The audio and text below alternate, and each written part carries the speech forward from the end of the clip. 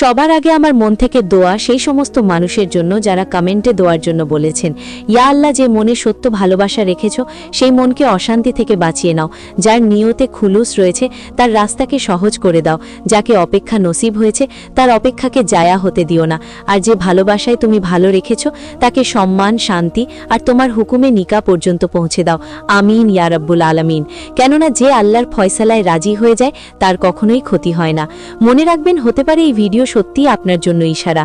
আসসালামু আলাইকুম আমার প্রিয় ভিউয়ার্স, আল্লাহ আপনাদের সকলকে রহমতের ছায়াতলে রাখুক। আজ আমি আপনাদের সকলের জন্য এক এমন ভিডিও নিয়ে এসেছি যেটা শোনার জন্য নয়, বরং অনুভব করার জন্য। এই ভিডিও সেই মনের জন্য যে মনের সাথে অনুভূতি উঠিয়ে ঘুরতে থাকে কিন্তু মুখে আনতে পারে না। ভিডিও আপনার মনের মধ্যে লুকিয়ে থাকা প্রশ্নের অনেক বড় জবাব হবে।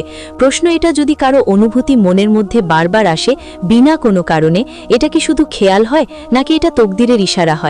যদি আপনার সাথেও এটা হচ্ছে, কি একই অনুভূতি বারবার ফিরে আসে, মন চাক বা না চাক, চিন্তা সেই একটি মানুষের উপর থেমে যায়, তো আজকের ভিডিও শেষ পর্যন্ত অবশ্যই দেখবেন। কেননা হতে পারে এই ভিডিও আপনার জন্য একটি ইশারা হতে পারে। অনুভূতি শব্দ হয় না, এটা সেই কৈফিয়াত যা মনের ভেতর ওঠে, যা খেয়াল আসে আর চলে যায়, কিন্তু অনুভূতি থমকে যায়। অনুভূতিতে অস্থিরতা থাকে, শান্তিও, ভয়ও আর আশাও। যখন আল্লাহ কোনো মানুষকে আপনার জীবনে সামিল করতে চান, তো তিনি সবার আগে মনকে প্রস্তুত করেন। কেননা মন সেই জায়গা।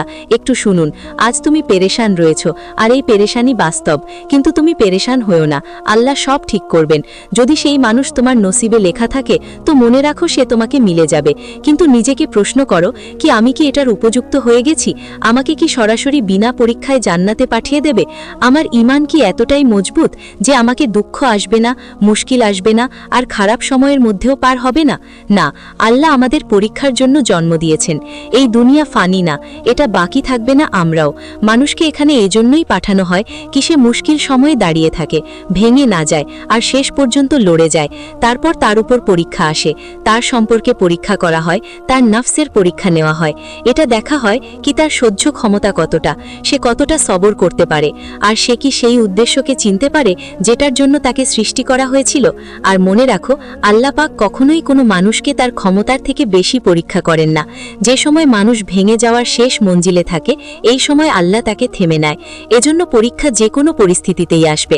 যদি আল্লাহ তোমাকে খুশি দেন, তো সেটাও পরীক্ষা। এটা পরীক্ষা করা হয় কি খুশির সময় তুমি আল্লাহকে মনে করো কিনা, তুমি শুকরিয়া আদায় করো কিনা, খুশির নেশায় সবকিছু ভুলে যাও। এভাবেই দুঃখ, পেরেশানি, দূরত্ব এইসব অনেক বড় পরীক্ষা হয়। এটা দেখা যায় কি তুমি কি খুশিতে শুকরিয়া আদায় করো আর দুঃখেও আল্লাহর কাছে সাহায্য চাও? তুমি কি সবরকে ধরে রাখো নাকি দুঃখকে? আল্লাহ এই পরীক্ষার মাধ্যমেই দেখেন কি তুমি সত্যিই তিনার রেজাতে রাজি রয়েছ কিনা, আর তিনার পথে চলার উপযুক্ত কিনা। রাস্তা মুশকিল হয়ে যায়, মন অস্থির হয়ে যায়, তখনও পরীক্ষা আসে, যাতে তুমি নিজে জানতে পারো কি তোমার সাহারা কে। ইসলামে সকল কি কথা উপস্থিত রয়েছে, কিন্তু সমস্ত কি এর জবাব নেই। ব্যাস হুকুম রয়েছে, আর সেটার উপর আমল করা ফরজ। এজন্য আল্লাহর উপর ভরসা রাখো, তিনি যেটা করবেন সেটা উত্তম হবে, আর সময়ের সাথে সুন্দরও। আর যখন তোমার মনে বারবার এই অনুভূতি জেগে ওঠে কি কোনো মানুষ বিনা কোনো কারণে তোমার আত্মার মধ্যে বসে গেছে, তো বুঝে নাও এটাও একটি ইশারা হতে পারে কি আল্লাহ কাউকে তোমার নসিবে লিখে দিয়েছেন। প্রথম ইশারা, যদি কোনো মানুষের খেয়াল বারবার আসে বিনা কোনো কথায়, বিনা কোনো সংযোগে, বিনা কোনো কারণ ছাড়াই, তো এটা সাধারণ কথা নয়। আপনি দোয়া করছেন, সে মুখ খেয়ালে চলে আসে।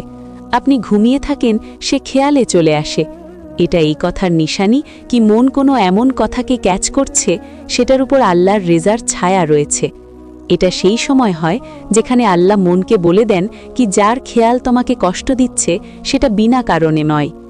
দ্বিতীয় ইশারা, এটা অদ্ভুত কথা, মন বিনা কোনো প্রমাণে মেনে যায়।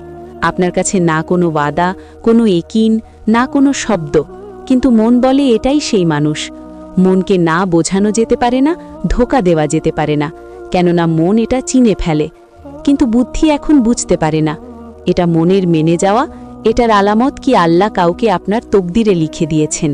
তৃতীয় ইশারা, দোয়ায় তার এসে যাওয়া। কখনো খেয়াল করেছেন আপনি আমার কাছে অন্য কিছু চাইতে বসেন, কিন্তু দোয়ার মাঝখানে তার নাম চলে আসে?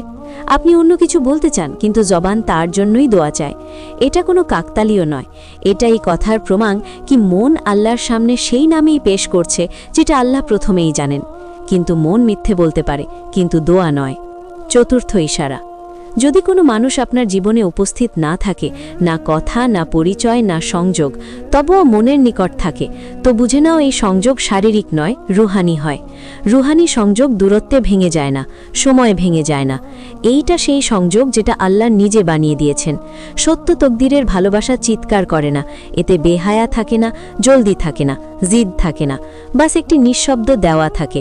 আর এমন এটা বলে, যদি এটা আমার হকে উত্তম থাকে তো সহজ করে দাও, আর যদি নয় তো মনকে হাঁটিয়ে দাও। এই দোয়ায় আল্লাহকে সবচেয়ে বেশি পছন্দের হয়। পরীক্ষা কেন আসে? যখন আল্লাহ কাউকে আপনার নসিবে লেখেন, তা তিনি জলদি দেন না। তিনি প্রথমে সবার দেখেন, সহ্য ক্ষমতা দেখেন, নিয়ত দেখেন। কেননা যে সম্পর্ক সহজে মিলে যায় সেটার সর্বদা কদর থাকে না, আর যে সম্পর্ক দোয়া, সবর আর অশ্রুর সাথে মেলে, এটাই সামলানো যায়। সমস্ত অনুভূতি তকদির হয় না, কিন্তু যে অনুভূতি আপনাকে আল্লাহর নিকট করে, আপনাকে গুনাহ থেকে থামিয়ে দেয়, আপনাকে সবর শেখায়, সেটা কখনোই ভুল হয় না।